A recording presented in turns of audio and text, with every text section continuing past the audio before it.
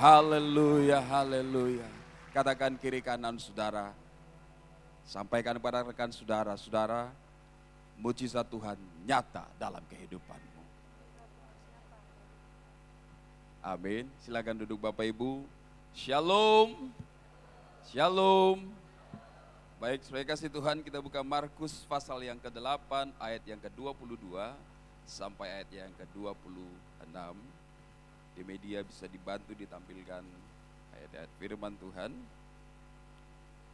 Markus pasal 8 ayat yang ke-22 dan kita akan baca bersama-sama sampai ayatnya yang ke-26. Haleluya. Yang sudah ready katakan yes. Puji Tuhan. 3, 2, 1. Kemudian tibalah Yesus dan murid-muridnya di Betsaida. Di situ orang membawa kepada Yesus seorang buta dan mereka memohon kepadanya supaya ia menjamah dia. Yesus memegang tangan orang buta itu dan membawa dia keluar kampung. Lalu ia meludahi mata orang itu dan meletakkan tangannya atasnya dan bertanya, "Sudahkah kau lihat sesuatu?" Orang itu memandang ke depan lalu berkata, "Aku melihat orang, sebab melihat mereka berjalan-jalan. Tetapi tampaknya seperti pohon-pohon." Yesus meletakkan lagi tangannya pada orang itu, maka orang itu sungguh-sungguh melihat dan telah sembuh. Sehingga ia dapat melihat segala sesuatu dengan jelas. Sesudah itu, Yesus menyuruh dia pulang ke rumahnya dan berkata, "Jangan masuk ke kampung." Yesus berkata kepada orang buta itu, "Jangan balik kampung." Nah, saudara kasih Tuhan, ada hal yang menarik di sini. Peristiwa Tuhan Yesus menyembuhkan orang buta ada beberapa kali.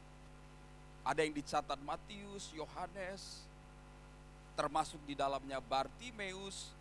Ada cara-cara yang unik, tetapi khusus dalam Markus ini yang tidak dicatat oleh Injil yang lain, Tuhan Yesus melakukan sesuatu dengan cara yang berbeda. Bagi Tuhan dalam beberapa peristiwa menyembuhkan orang buta adalah pekerjaan yang sekali dia lakukan, orang itu sembuh. Orang itu celik matanya, ia segera bisa melihat dengan sempurna. Tetapi pada peristiwa Markus ini Tuhan Yesus harus melakukannya 2 kali. Ia meludahi dan menjamah orang itu. Dan kita lihat melalui percakapan ternyata orang buta itu belum sembuh secara sempurna. Ia melihat seperti bayangan, ia melihat seperti pohon-pohon berjalan yang ia duga adalah orang. Tetapi kemudian Tuhan Yesus menjamah orang buta itu kedua kalinya, saudara. Dan kemudian orang itu sembuh secara sempurna. Apakah Tuhan kekurangan kuasa? Apakah dia salah mantra? Sehingga perlu menyembuhkan orang ini 2 kali. Saudara kasih Tuhan, Tuhan yang kita sembah kuasanya tetap dahsyat dari dahulu, sekarang, hari ini, sampai selama-lamanya. Yang setuju dan percaya katakan amin. Saudara kasih Tuhan, saya percaya kenapa Markus menulis hal ini dan Tuhan Yesus membuat peristiwa ini demikian rupa dengan sebuah tujuan. Dengan sebuah maksud bagi para murid, orang banyak, bagi orang buta tersebut, dan kemudian bagi para pembaca setiap kita yang mendengarkan firman Tuhan pada hari ini. Ada apa di balik peristiwa ini? Ini yang kita mau tahu. Apa yang Tuhan inginkan dari peristiwa ini? Ada apa sebenarnya? Adakah sesuatu yang lebih substansi, yang lebih dalam yang Tuhan mau sampaikan kepada setiap kita pada hari ini? Saya kasih Tuhan, saya percaya apapun yang Tuhan lakukan khusus di dalam Alkitab selalu punya tujuan. Setiap mujizat-mujizat yang dia lakukan selalu punya tujuan. Bahkan dalam kehidupan kita, apapun yang terjadi dalam kehidupan kita, Tuhan selalu punya tujuan. Katakan amin. ketika kita mengetahui tujuan Allah ini, membuat hati kita bersyukur di dalam segala sesuatu. Karena kemudian kita tahu bahwa Allah turut bekerja mengerjakan segala sesuatu. Di dalam segala hal. Katakan amin saudara. Untuk mendatangkan kebaikan. Untuk menyatakan maksud Tuhan bagi orang-orang yang mengasihinya. Saya kasih Tuhan, dalam peristiwa orang buta ini pun Tuhan sedang memberikan sebuah maksud. Demikian setiap kita yang mendengarkan firman Tuhan, yang sudah pernah membaca peristiwa ini, Tuhan sedang menyampaikan sebuah maksudnya bagi setiap kita. Peristiwa-peristiwa harian yang kita alami, Tuhan sedang mengerjakan sebuah maksudnya dalam kehidupan kita. Kita ada di tempat ini, kita sampai di kota ini, situasi yang sedang terjadi di tengah-tengah kita, Tuhan sedang mengerjakan sesuatu dalam kehidupan saudara. Sebab itu tetap pandang Tuhan, cari wajah Tuhan. Ia sedang membentuk mengerjakan sesuatu yang lebih mulia dalam kehidupan setiap kita. Yang setuju katakan amin. Sapa kanan kiri, betul Tuhan sedang bentuk saya lebih mulia lagi. Oh, masalah saya berat, pergumulan saya berat, sakit saya, persoalan saya. Tuhan sedang mengerjakan sesuatu, membentuk kita menjadi barang yang indah, yang ditempatkan di tempat-tempat yang mulia. Yang setuju katakan amin saudara. Ia sedang mengerjakan sesuatu di dalam kehidupan kita, di dalam hati kita.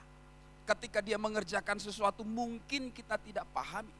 Terlepas dari kita mengerti dan tidak mengerti, yang jelas Tuhan sedang mengerjakan sesuatu dalam kehidupan kita. Dan kalau Tuhan yang mengerjakan sesuatu, Ia sedang merancangkan sesuatu yang lebih baik dalam kehidupan anak-anaknya. Yang setuju katakan amin saudara.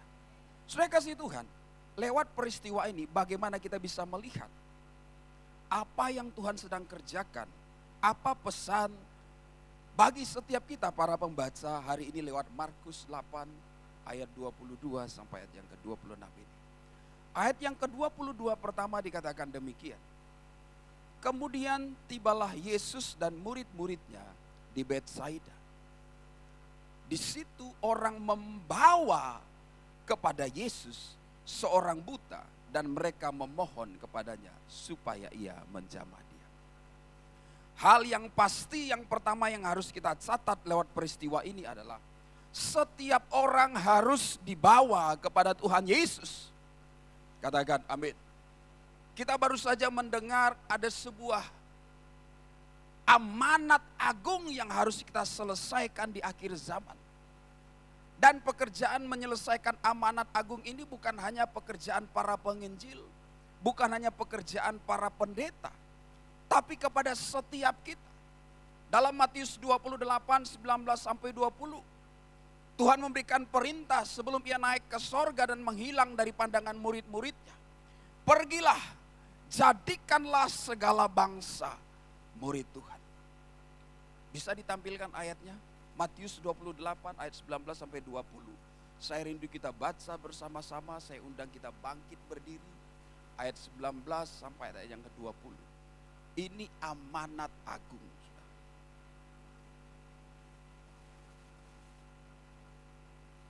Di layar saja supaya pandangan.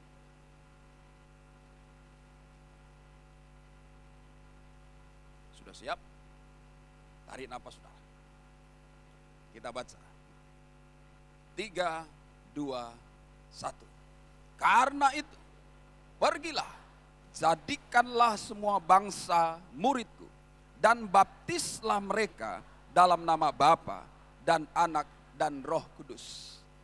Dan ajarlah mereka melakukan segala sesuatu yang telah kuperintahkan kepadamu. Dan ketahuilah, aku menyertai kamu senantiasa sampai kepada akhir zaman. Katakan haleluya. Silakan duduk Bapak Ibu. Terima kasih. Saudara, ini amanat agung. Hal yang pertama dari peristiwa ini dibuka dikatakan bahwa mereka membawa orang buta itu kepada Yesus. Satu hal yang pasti biar kiranya menjadi sebuah dorongan kuat di dalam hati kita. Sebuah dorongan yang membuat kita melakukan ini setiap hari.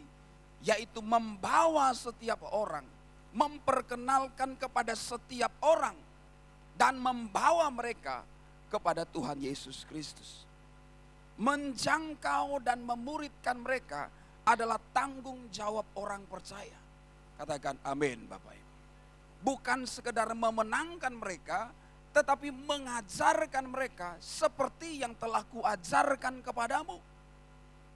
Setiap kita telah diberikan pelajaran begitu banyak, maka hal yang serupa kita harus lakukan kepada mereka.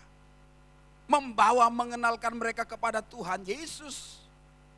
Dan kemudian mengajarkan mereka seperti yang telah kuajarkan kepadamu. Dan ketahuilah, aku akan menyertai kamu sampai pada kesudahan zaman. Janji ini diberikan kepada setiap mereka yang melakukan amanat agung Tuhan Yesus. For I am with you.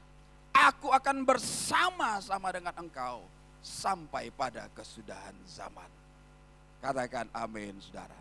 Jika Allah bersama-sama dengan kita, Ia memampukan kita melakukan perkara-perkara besar bagi kemuliaan namanya. Yang setuju katakan amin. Setiap orang harus dibawa kepada Tuhan Yesus. Tanggung jawab orang percaya, doa kita. Supaya setiap orang mengenal Tuhan Yesus. Setiap orang mengetahui bahwa Allah yang kita sembah adalah Allah yang hidup. Allah yang akan menjawab setiap persoalan mereka.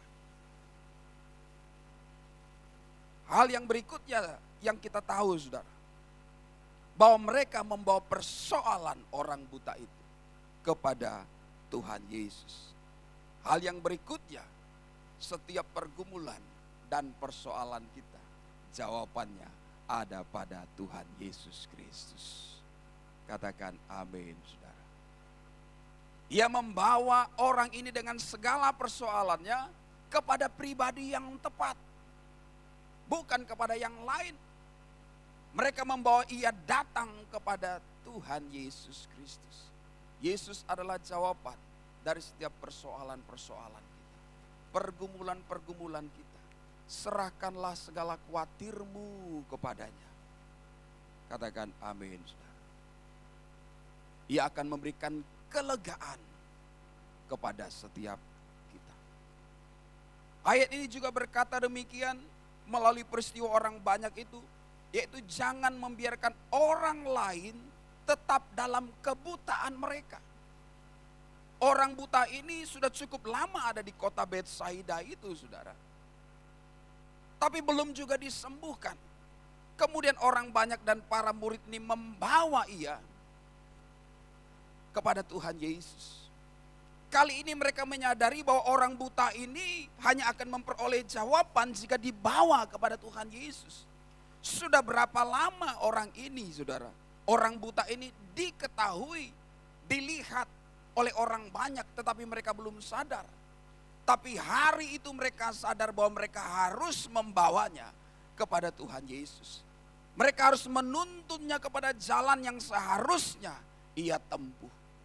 Ia harus membawa mereka kepada jawaban yang sejati dalam kehidupannya, yaitu Tuhan Yesus Kristus. Kalau selama ini kita juga melihat begitu banyak orang yang dibutakan. Orang yang buta secara rohani, yang tidak memahami kebenaran. Ini juga bisa orang-orang yang belum percaya atau orang-orang yang sudah percaya tetapi hidup dalam kebutaannya. Firman Tuhan mencatat ada orang-orang yang telah percaya tetapi dibutakan karena ilah-ilah zaman ini. Kekuatan dan perkara-perkara duniawi menyeret mereka. Membutakan mata mereka, membuat hati mereka tertutup akan kebenaran sejati, menganggap mereka sudah berjalan dalam kebenaran mereka sendiri. Orang-orang seperti ini bukan mudah saudara mau dituntun, karena mereka berpikir mereka sudah berjalan menurut kebenaran mereka. Dalam ayat ini kita diingatkan saudara, supaya kita berdoa dan membawa setiap mereka yang masih tinggal dalam kebutaannya. Suatu kali kita mau menarik mereka datang kepada terang yang sejati, yaitu Tuhan Yesus Kristus. Belum tentu mereka segera mau, saudara. Tidak dicatat memang bagaimana dan berapa lama orang ini buta di kampung itu dan tidak juga dibawa kepada Tuhan Yesus. Mungkin beberapa kali ada ajakan-ajakan untuk dibawa kepada Tuhan Yesus, entah dia percaya atau tidak. Tapi kali ini kita tahu dia sudah dibawa kepada Tuhan Yesus. Kadang dalam kehidupan kita menyatakan kebenaran, menuntun orang kepada kebenaran tidak semudah membalikkan telapak tangan. Sebab itu hanya karena kita tidak diterima sekali, apakah kita berhenti, saudara? Tidak. Tapi kita menuntun mereka kebenaran. Peristiwa ini menjelaskan kepada kita melalui ayat yang ke-22. Jangan membiarkan orang tetap dalam kebutaannya. Kadang tidak enak, sekali dua kali ditolak itu biasa. Tetap doakan, doakan, doakan, dan beritakan kebenaran kepadanya. Katakan amin, saudara.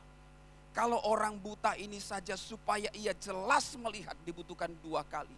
Mengingatkan kepada kita, ada orang-orang yang tidak hanya selesai dengan pekerjaan pertama, diperlukan pekerjaan kedua, pekerjaan ketiga, pekerjaan keempat, dan seterusnya. Saudara. Mungkin kita pun seperti itu. Sekali diberitakan firman Tuhan, belum juga menyadarinya. Sehingga diperlukan kedua, ketiga, keempat, jangan sampai ke-10 kebangetan. Murid-murid pun demikian. Sebab itu jangan patah hati. Katakan amin, saudara. Lakukan segala sesuatu, lakukan lagi, doakan lagi, doakan lagi.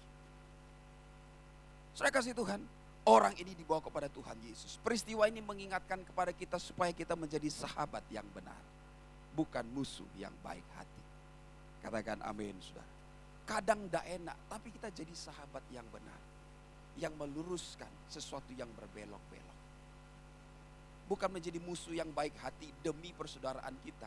Biarkan engkau menjalankan apa yang kau mau, aku menjalankan yang aku mau. Aku tidak menyinggung engkau, engkau jangan singgung aku. Saudara, memberitakan kebenaran bukan soal singgung menyinggung. Tentu kita perlu hikmat Tuhan. Bagaimana caranya kita menuntun mereka kepada kebenaran. Katakan amin, saudara. Tentu ada beberapa praktek-praktek dalam Alkitab, tetapi tidak semuanya kita harus lakukan seperti kita minta firman Tuhan. Pada kasus Nabi Yeremia datang kepada raja dan menunjuk hidung raja, saudara. Ada kalanya sampai seperti itu bila Tuhan menuntun kita. Tapi kita minta hikmat Tuhan bagaimana memberitakan kebenaran. Menjadikan pertama-tama kehidupan kita teladan sebagai suratan yang terbuka adalah bagian utuh dari pemberitaan firman yang kita akan sampaikan. Katakan amin, saudara.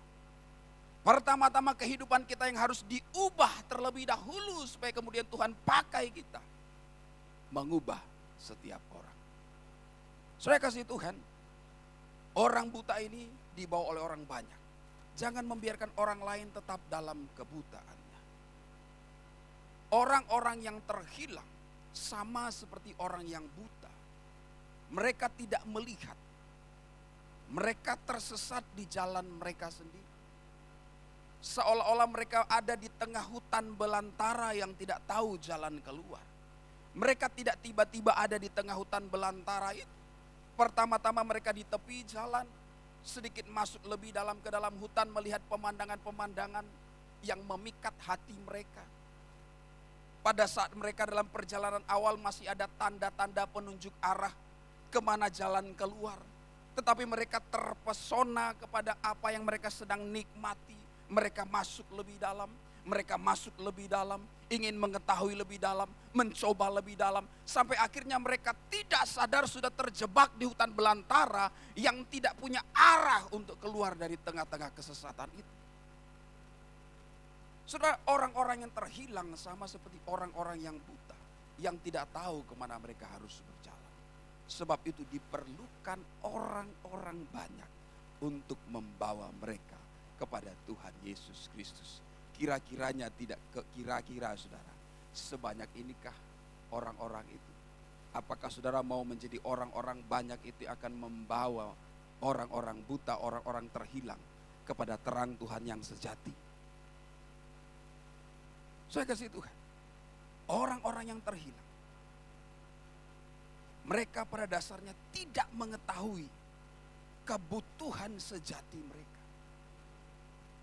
Sebab itu diperlukan setiap orang-orang percaya lainnya untuk menuntun mereka kepada kebenaran. Apa yang saya sudah sampaikan adalah amanat agung dari Tuhan Yesus Kristus. Lewat setiap peristiwa-peristiwa yang terjadi selalu bermuara membuat orang datang kepada Tuhan Yesus dan memperkenalkan siapa Tuhan Yesus dan betapa perlunya Tuhan Yesus dalam kehidupan setiap manusia. Saudara kasih Tuhan, orang-orang banyak ini adalah orang-orang yang dengan sengaja membawa orang buta ini kepada Tuhan Yesus Kristus. Diperlukan orang-orang yang dengan sadar dan secara sengaja membuka mulut mereka, merentangkan tangan mereka, dan membawa orang buta ini kepada Tuhan Yesus Kristus.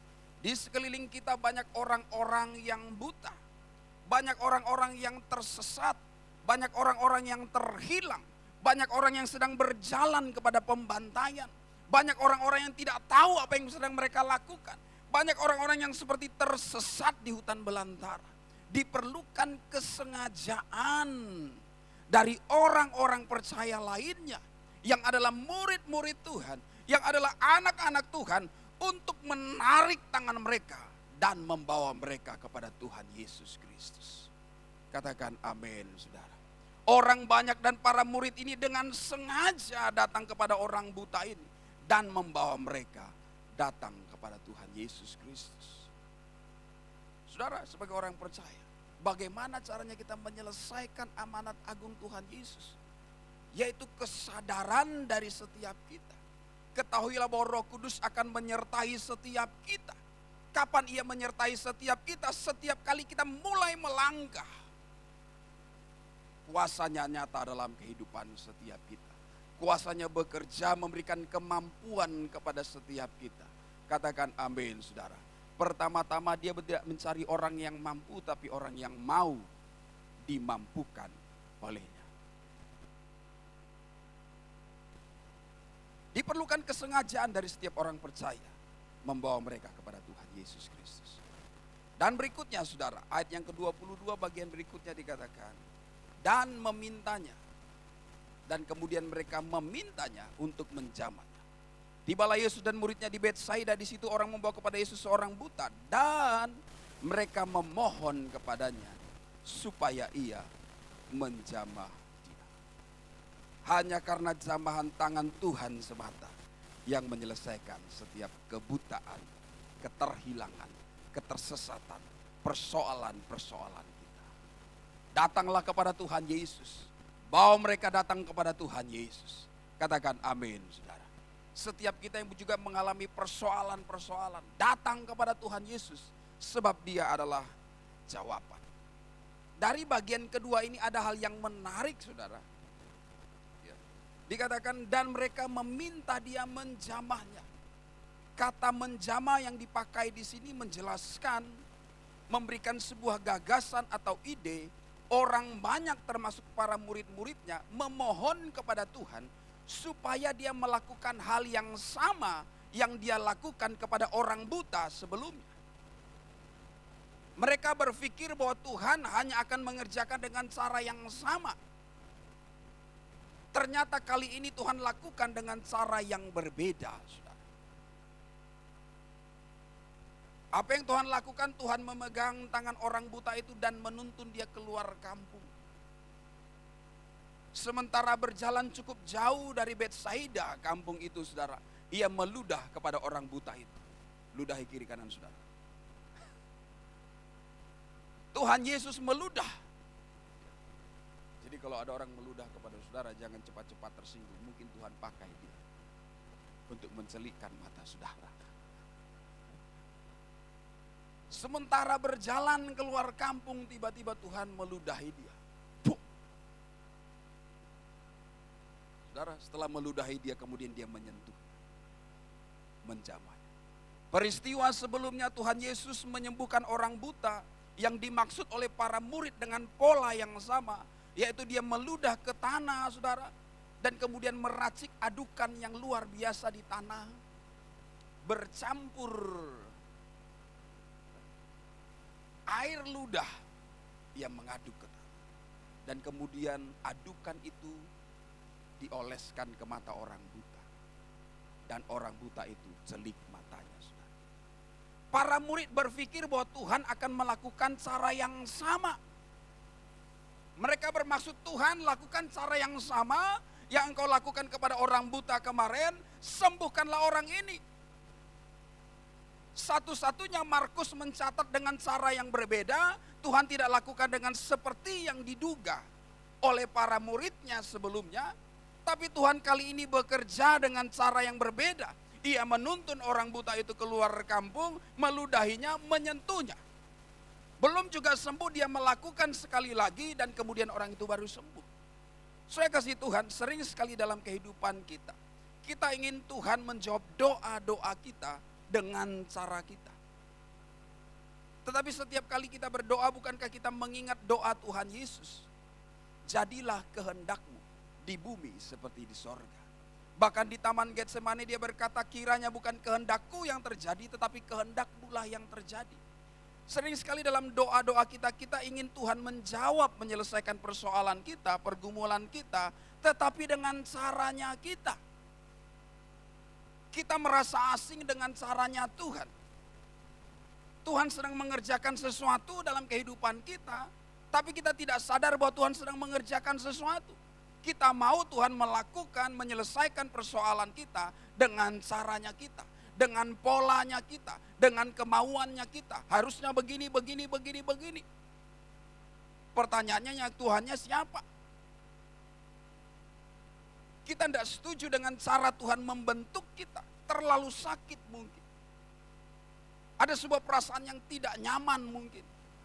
Tapi Tuhan sedang mengerjakan sesuatu. Para murid berpikir mereka memiliki gagasan yang mereka pertahankan dari dahulu, bahwa Tuhan akan melakukan dengan cara yang sama. Ternyata Tuhan melakukan cara yang tidak lazim, cara yang tidak biasa yang dia lakukan sebelumnya. Sesuatu yang baru sudah datang. Katakan amin, saudara. Cara-cara yang tidak lazim akan menghasilkan perkara-perkara yang tidak lazim juga. Sesuatu yang luar biasa dikerjakan dengan cara-cara yang luar biasa juga. Yang setuju katakan amin, saudara. Tuhan mengerjakan sesuatu yang berbeda untuk persoalan yang terlihatnya sama. Dalam kehidupan setiap kita, saudara, jangan terpatok dengan gagasan-gagasan yang sama, yang lama. Baik dalam ibadah, baik dalam penyembahan, baik dalam pergumulan persoalan kita. Jangan batasi Tuhan dengan gagasan-gagasan kita, bahwa dia pasti mengerjakan dengan cara yang sama. Belum tentu. Dia bisa jadi mengerjakan dengan cara yang berbeda untuk maksud yang lebih dahsyat dalam kehidupan kita. Belum tentu lagu kemarin yang kita nyanyikan membawa kita begitu dalam hadirat Tuhan. Kemudian kita pikir dengan lagu yang sama akan membawa kita sedalam yang sama. Belum tentu. Tuhan mengerjakan sesuatu yang baru dalam kehidupan setiap kita. Katakan kiri kanan, Tuhan sedang mengerjakan sesuatu yang baru dalam kehidupanmu. Mempertahankan gagasan-gagasan ini sama dengan membatasi kuasa Yesus bekerja dalam kehidupan setiap kita. Ia adalah Allah yang dahsyat, yang sanggup mengerjakan perkara-perkara besar dalam kehidupan kita. Yesaya 42 ayat yang 9 berkata, Tuhan hendak melakukan sesuatu yang baru dalam kehidupan saudara. Katakan amin, saudara. Sehingga membuat kita tidak berhenti memuji-muji Dia. Apa alasannya nanti di sorga kita memuji menyembah Tuhan? Apakah kita akan mengenal Dia sama seperti pengenalan kita hari ini? Suatu kali kita akan berhenti memuji Tuhan karena kita sudah selesai melihat kemuliaannya. Enggak, saudara. Di sorga Dia akan mengerjakan perkara-perkara besar yang belum pernah terpikirkan oleh kita. Ia memiliki begitu banyak stok kemuliaan yang membuat kita setiap hari tercengang-cengang, terkejut-kejut, dan berkata, wow, wow, wow. Yang membuat kita tidak berhenti memuji-muji Dia. Selalu ada alasan untuk memuji Tuhan. Ia sanggup mengerjakan perkara yang dahsyat, yang baru dalam kehidupan saudara. Siap-siap untuk sesuatu yang baru. Lenturkan diri kita untuk dibentuk oleh Tuhan. Tuhan mengerjakan sesuatu yang baru dalam kehidupan setiap kita. Saudara kasih Tuhan, bagaimana kita bisa masuk dalam rencana pembentukan Tuhan. Bagaimana ia bisa membawa kita dalam perkara-perkara yang baru dalam kehidupan kita. Berhati-hati dengan dosa yang lama yang kita pertahankan. Kalau dia sedang mengerjakan sesuatu yang baru, berhati-hati dengan kebiasaan-kebiasaan yang lama yang kita masih pertahankan. Kita mau sesuatu yang baru dengan mempertahankan gagasan yang lama, bagaimana bisa? Waspada dengan familiar spirit. Segala sesuatu yang kita anggap biasa, kemudian kehilangan kuasanya karena saking biasanya. Dalam ayat ini saya merenungkan hal-hal yang perlu kita waspadai. Kebiasaan-kebiasaan buruk yang kita anggap biasa, lama-lama tidak terasa, dan kemudian menjadi terbiasa. Awal-awal melakukan ada dorongan dalam hati kita, jangan lakukan. Tapi karena kita pertahankan menjadi tidak terasa. Dan kemudian terbiasa. Pada tahap terbiasa ini sama seperti orang yang terjebak, tersesat di hutan belantara. Tidak tahu jalan keluar lagi. Diperlukan saudara, doa-doa saudara, menarik mereka untuk datang kepada Tuhan Yesus. Karena hanya dengan Tuhan Yesuslah mereka mengalami pemulihan. Katakan amin saudara. Kalau kita mengalami kondisi seperti ini, jatuh dan jatuh lagi, saudara kasih Tuhan, tangan kasih Tuhan terbuka. 100 langkah mundur saudara bagi Tuhan Yesus itu hanya 1 langkah mundur. Dan engkau hanya perlu datang kembali kepadanya, meminta belas kasihannya, tangannya terbuka. 1 Yohanes 1 ayat 9 berkata, ia setia dan adil, mengampuni setiap orang-orang yang datang kepadanya. Katakan amin saudara. Ini waktunya untuk setiap kita mengejar Dia setiap hari. Inginkan Dia setiap hari dalam kehidupan kita. Seberapa dalam pun kita sudah jatuh, datang kepada Tuhan Yesus. Katakan amin saudara. Bawa orang-orang yang terhilang datang kepada Tuhan Yesus. Sebab hanya Tuhan Yesuslah jawaban dari setiap persoalan kita. Kita berikan kemuliaan buat Tuhan Yesus. Katakan haleluya. Ayat yang ke-23 saudara. Kita di ayat-ayat ini aja lah ya.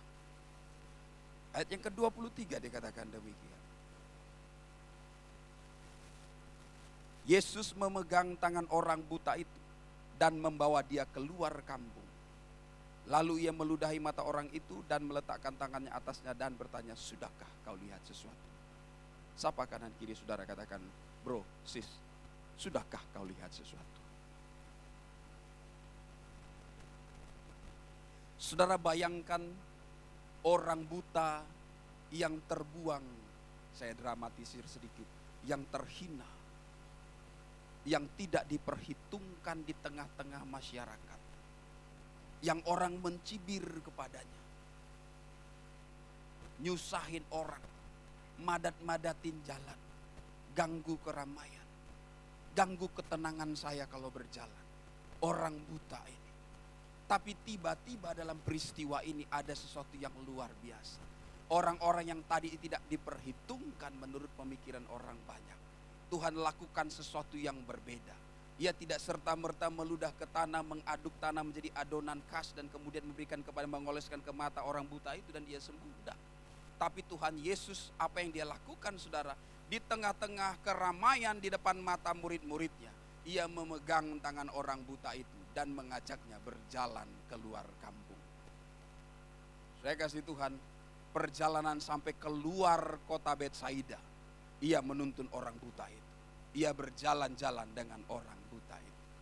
Saudara kasih Tuhan, dalam kehidupan setiap kita, Tuhan sedang mengerjakan sesuatu yang sangat spesial secara pribadi dalam kehidupan kita. Kalaupun kita melihat Tuhan tidak segera menyelesaikan persoalan kita, Ia tahu ada kecenderungan bagi kita. Ketika Tuhan segera menjawab persoalan kita, kita lupa sama Tuhan. Tapi Tuhan sengaja membawa kita dalam perjalanan iman. The journey of faith. Persoalan pergumulan kita. Lewati lembah air mata. Lewati lembah.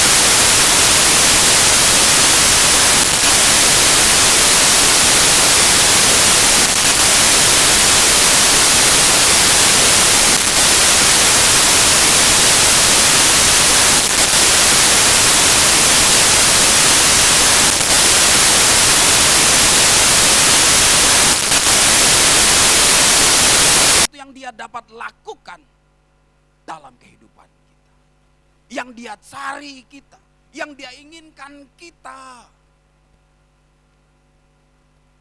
Bukan seperti datang kepada dukun, masalah selesai, persoalan selesai, kontrak selesai, hubungan you and me. Sering sekali pengalaman-pengalaman mujizat instan, puji Tuhan, semua bagi hormat kemuliaan nama Tuhan. Tapi sudah, peristiwa segala sesuatu yang instan cenderung juga membawa kita. Seinstan kita dapatkan, seinstan kita lupakan. Tapi Lord, persoalan-persoalan yang kita sedang hadapi, Tuhan sedang membawa kita untuk mengenal Dia secara pribadi. Kita berikan tepuk tangan buat Tuhan. Wow, orang buta ini tiba-tiba diangkat oleh Tuhan Yesus. Bayangkan saudara, orang yang tidak dipandang dari barisan paling jauh, dihalang-halangi oleh barisan pengaman ketika presiden lewat. Tiba-tiba tangan presiden mengulur keluar.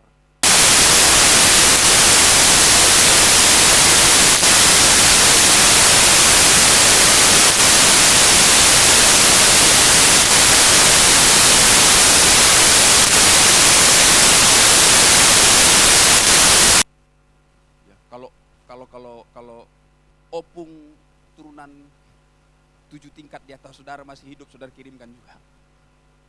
Wah, rasanya bangga. Orang buta ini terasa begitu bangga, saudara. Wow, berjalan. Murid-murid yang tadi mungkin melupakan dia, tidak memandang dia, tiba-tiba dia berjalan bersama dengan Tuhan Yesus. Wow, sebuah perasaan yang luar biasa. Ini menunjukkan Tuhan mau memiliki hubungan, berurusan secara pribadi kepada setiap kita.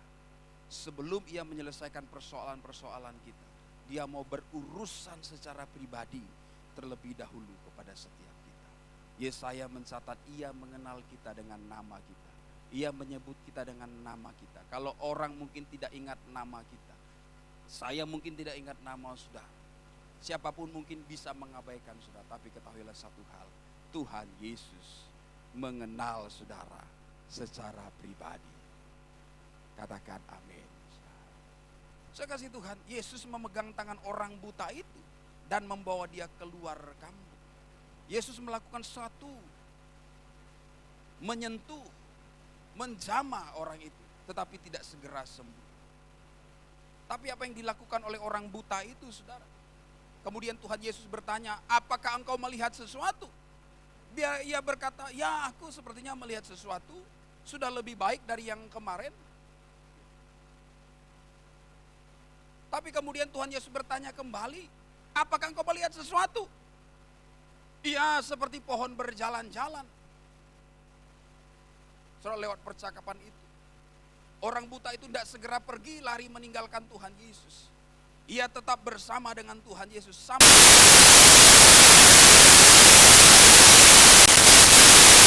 kasih Tuhan. Pesan ini mengingatkan saya dalam kehidupan setiap kita. Meskipun kita pernah datang ke depan altar ini menerima Dia Tuhan sebagai Tuhan dan Juru Selamat pribadi, tetapi kekristenan kita tidak berhenti kepada baptisan dan altar call. Tuhan mau kita mengalami Dia lebih dalam lagi. Yang setuju katakan amin, saudara. Yang setuju katakan amin, saudara. Kalau kita berdoa sekali dan sepertinya kita mendapat sedikit jawaban, jangan puas dulu dan buru-buru tinggalkan Tuhan. Penglihatannya belum jelas. Hanya seperti pohon-pohon yang berjalan-jalan yang dia duga adalah orang-orang karena ada suaranya. Tapi hanya seperti pohon berjalan-jalan.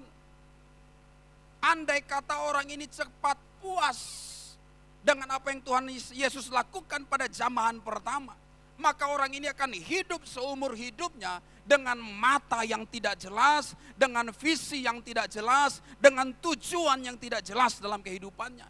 Ia telah menjadi percaya, ia telah menerima Tuhan Yesus, mungkin dia sudah dibaptis, tapi dia tidak tahu harus lakukan apa sebagai orang percaya. Sebab itu jangan berhenti pada zaman pertama, masuk lebih dalam lagi, saudara. Sebab kepercayaan kekristenan kita tidak berhenti di baptisan. Pergilah, jadikanlah segala bangsa muridku dan ajarlah mereka. Kerinduan gembala kita, Bapa rohani kita, menjadikan setiap kita murid Tuhan. Menjadi orang-orang yang lebih dewasa, yang mengenal Dia.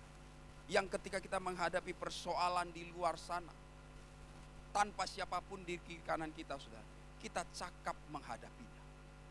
Bagaimana kita cakap menghadapinya ketika kita bertumbuh secara iman. Kita tidak tergoda lagi dengan perkara-perkara duniawi yang menawarkan kita jalan pintas yang dianggap pantas ketika iman kita mengalami pertumbuhan. Saudara, rindukan Tuhan menjamah kita untuk kedua, ketiga, keempat, kelima, dan seterusnya, saudara. Zaman Tuhan setiap hari yang membuat kita menjadi lebih kuat, dan lebih kuat. Inginkan Dia setiap hari dalam kehidupan kita. Yang mau katakan amin, saudara. Yang mau katakan amin, saudara. Orang buta ini tidak segera lari. Andai kata dia lari, saudara, dia akan lari dalam ketidakjelasan kehidupannya. Ada berapa banyak orang percaya berhenti pada jamahan yang pertama dan berjalan dalam ketidakjelasan. Berjalan tanpa tujuan. Di satu sisi ia merasa ia telah menjadi bagian dari orang percaya, tetapi tidak produktif. Karena dia berhenti pada jamahan yang pertama. Tapi Tuhan mau menjamah kita lebih dalam lagi. Pada konteks Markus ini Tuhan sedang memberikan sebuah pesan yang sangat dalam. Dia sedang mengerjakan sesuatu dalam kehidupan setiap kita, para pembaca. Saya kasih Tuhan. Tapi apa yang dilakukan orang buta ini? Ia tetap bersama-sama dengan Tuhan Yesus. Seolah-olah berkata, I will never let you go. Saya tidak akan pernah membiarkan engkau sebelum engkau menyembuhkan aku secara sempurna. Sebelum aku mendapat visi yang jelas, aku tidak tinggalkan engkau. Sama seperti Yakub tidak buru-buru melepaskan malaikat itu sampai malaikat itu memberkati dia. Tapi dia bergumul dengan malaikat itu dan tidak melepaskannya. Ia fokus mengejar Tuhan. Orang buta ini fokus mengejar Tuhan. Sampai akhirnya dia mendapatkan yang sempurna yang Tuhan sediakan dalam kehidupannya. Katakan amin, saudara. Dia fokus mengikut Tuhan dan tidak melepas Tuhan. Saya bisa andaikan, saudara. Saudara kasih Tuhan, dalam perjalanan kita bersama dengan Tuhan, Tuhan sedang melakukan yang seperti ini. Perjumpaan kita pertama, Tuhan memberikan hadiah keselamatan kepada kita. Tuhan menjamah kita. Tuhan menyembuhkan kita. Andai kata kita puas dengan perkara yang pertama, maka kita cukup dengan hadiah yang pertama. Tapi ketika kita fokus mengejar Tuhan dan tidak melepas Dia, saudara.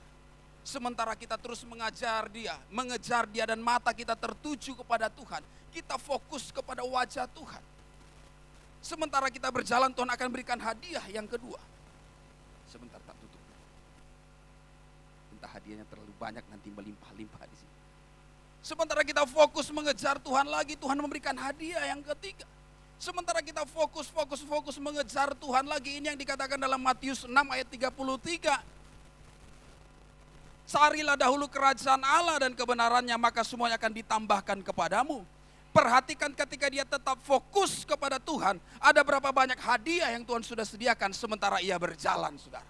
Tetapi matanya tidak terfokus kepada hadiah-hadiah ini. Dia tetap terfokus kepada Tuhan. Mengapa Tuhan Yesus membawa orang buta ini keluar kampung? Ada apa dengan kampung ini? Ada apa dengan Betsaida ini, saudara? Mari kita lihat satu bagian firman Tuhan dalam Matius pasal 11 ayat yang ke-21.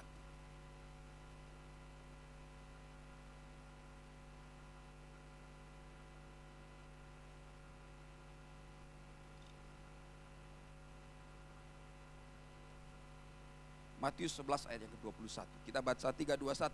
Celakalah engkau Korazim, celakalah engkau Betsaida.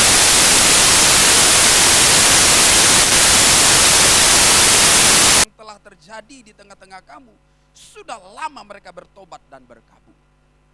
Peristiwa orang buta ini di mana, saudara? Betsaida. Tapi suatu hari Tuhan Yesus berkata demikian, celakalah engkau Korazim, celakalah engkau Betsaida. Karena jika di Tirus dan di Sidon terjadi mujizat-mujizat yang telah terjadi di tengah-tengah kamu, sudah lama mereka bertobat dan berkabung. Berarti di Betsaida ini sudah banyak mujizat Tuhan terjadi. Yang setuju katakan amin, saudara. Kenapa Tuhan harus menarik dia keluar dari kampung? Yang pertama saya lihat, saudara. Kenapa dia harus membawa orang ini keluar dari kampung?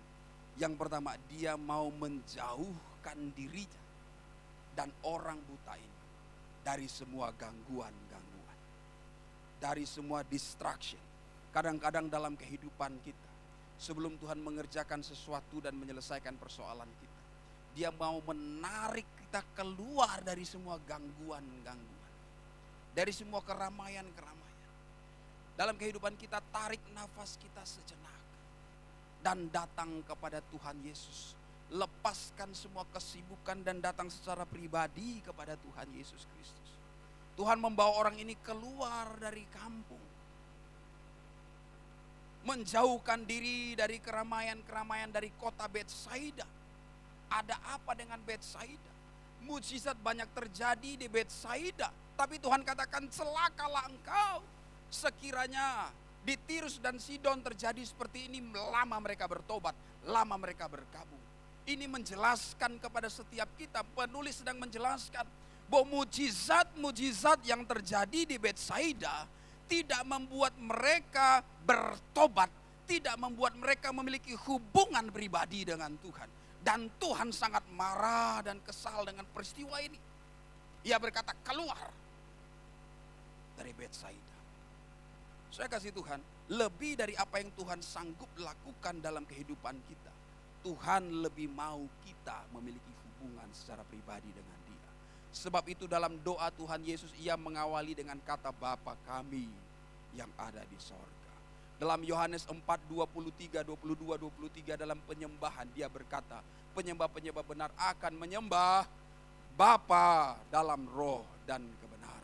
Ia memperkenalkan dirinya sebagai pribadi Bapa, di mana Dia inginkan anak-anaknya punya hubungan dengan Dia. Tidak ada keyakinan di bawah kolong langit ini yang memanggil Tuhannya dengan Bapa selain anak-anak Tuhan. Kita berikan tepuk tangan buat Tuhan. Dia bawa keluar dari kampung.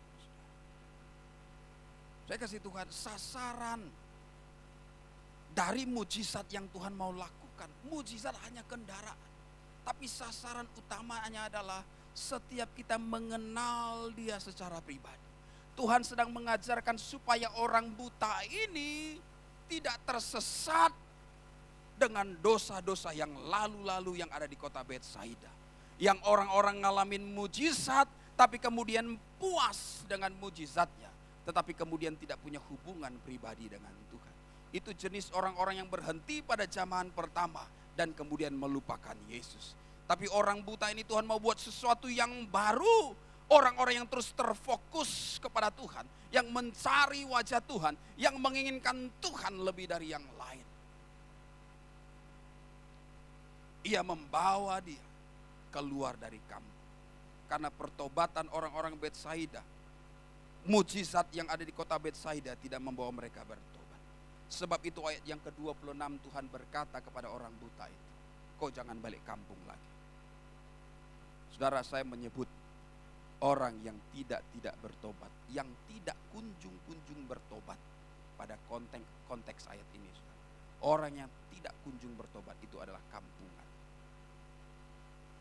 Betul saudara? Orang buta, kau jangan balik kampung lagi. Karena orang yang tak kunjung bertobat, sudah mujizat nggak bertobat juga.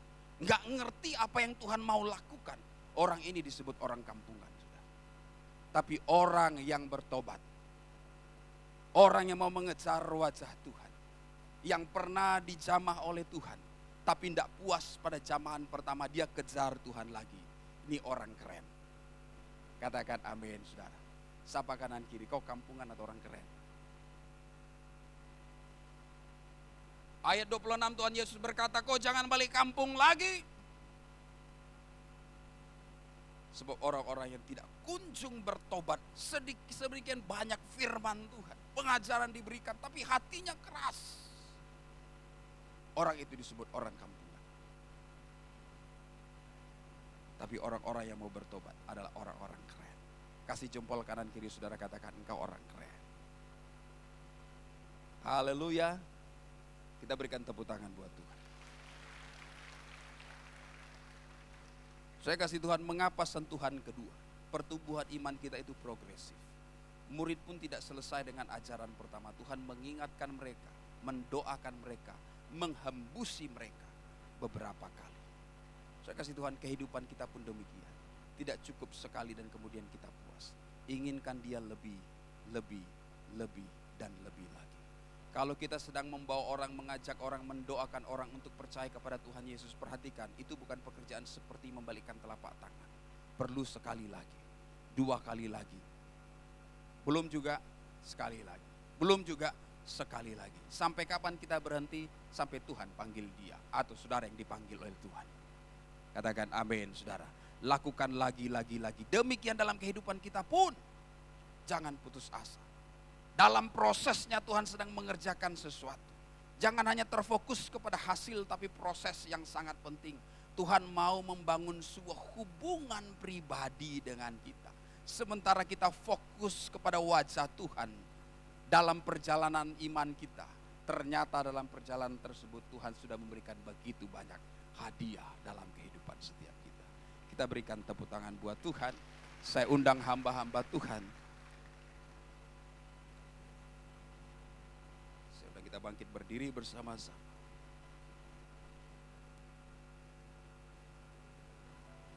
Kita tundukkan kepala.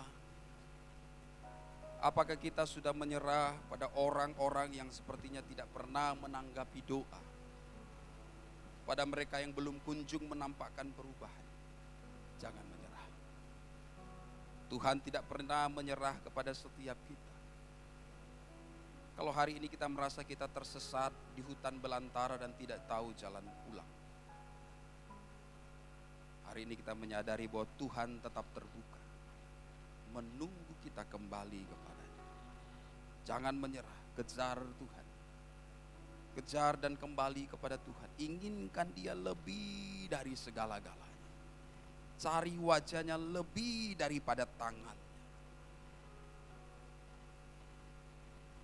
Tuhan inginkan kita lebih dari apa yang dapat Ia lakukan kepada kita. Jangan puas dengan sentuhan pertama. Masuk lebih dalam. Jemaat Tuhan, masuk lebih dalam.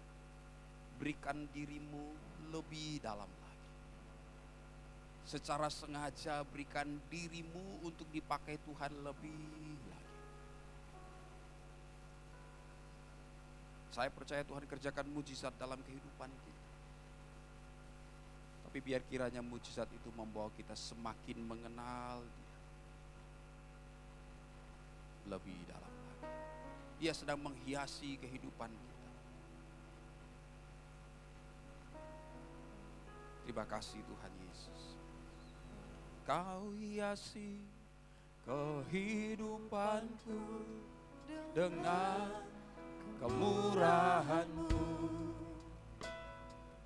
Kau rancangkan masa depanku penuh dengan harapan. Aku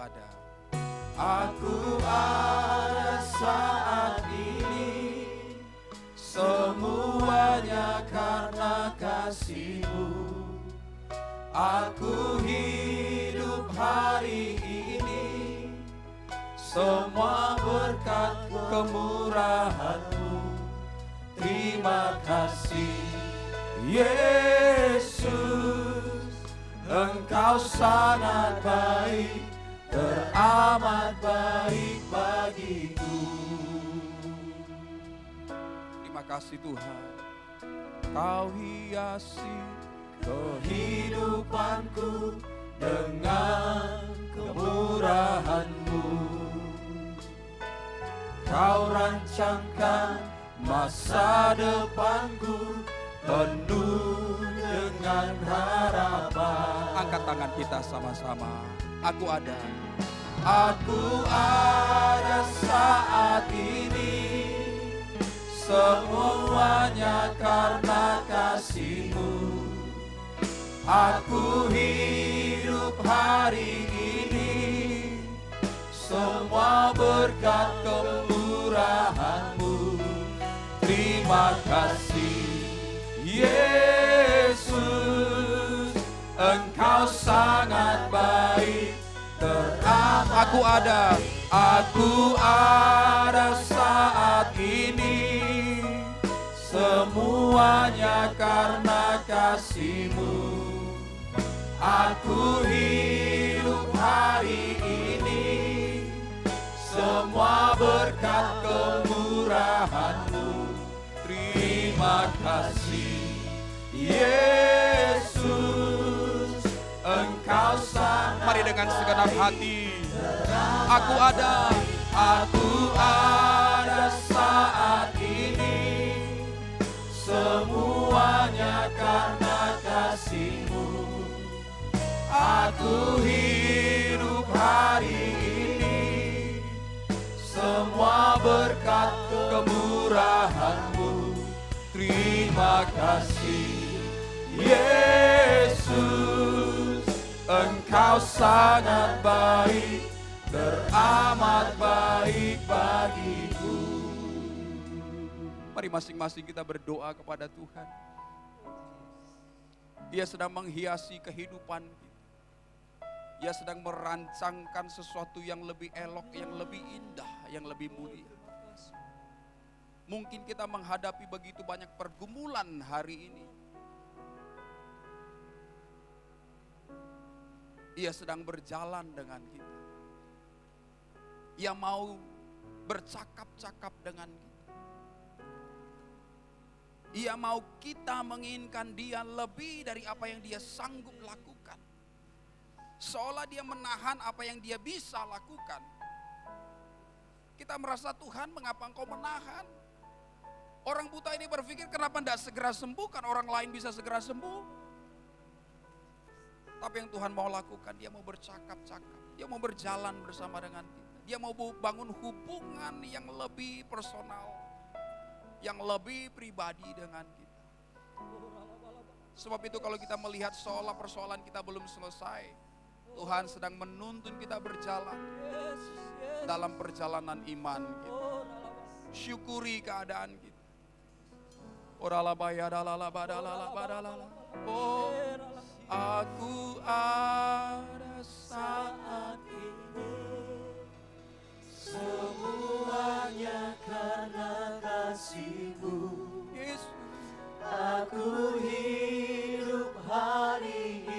banyak hal yang kita tidak pahami. Jangan lepaskan dia. Jangan lepaskan tangan saudara. Inginkan dia. Inginkan dia. Kejar dia. Aku ada saat ini. Aku ada saat ini. Oh, karena kasih-Mu Tuhan. Aku hidup hari ini. Semua berkat kemurahan-Mu. Terima kasih Yesus, Engkau sangat baik. Sekali lagi. Oh, aku ada saat ini. Semuanya karena kasih. Terima kasih Tuhan. Hari ini kami mengerti apa yang Engkau inginkan bagi kami. Bukan hanya untuk memulihkan kami, tapi Engkau inginkan kami. Engkau mau pakai kami lebih hebat dan dahsyat lagi. Amat baik. Aku ada saat ini. Semuanya karena kasih-Mu. Aku hidup hari ini. Semua berkat kemurahan-Mu. Terima kasih. Terima kasih Yesus, Engkau sangat baik, teramat baik bagiku. Engkau sangat baik, Engkau teramat baik bagi kami. Terima kasih untuk firman-Mu ya Tuhan Yesus. Terima kasih ya Tuhan Yesus. Kami tidak akan lepaskan Engkau ya Tuhan. Kami akan kejar Engkau setiap hari. Kami akan membawa orang-orang yang terhilang ya Tuhan. Karena itulah isi hati-Mu ya Tuhan. Supaya setiap orang percaya kepadamu. Terima kasih buat kehormatan. Engkau percayakan amanat agung itu kepada setiap kami. Terima kasih Tuhan Yesus. Kami berkata amin dan iya kepada firman. Terima kasih Tuhan. Terpuji nama-Mu, bagi-Mu segala hormat, kemuliaan sampai selama-lamanya. Dan diberkati oleh firman Tuhan sama-sama katakan.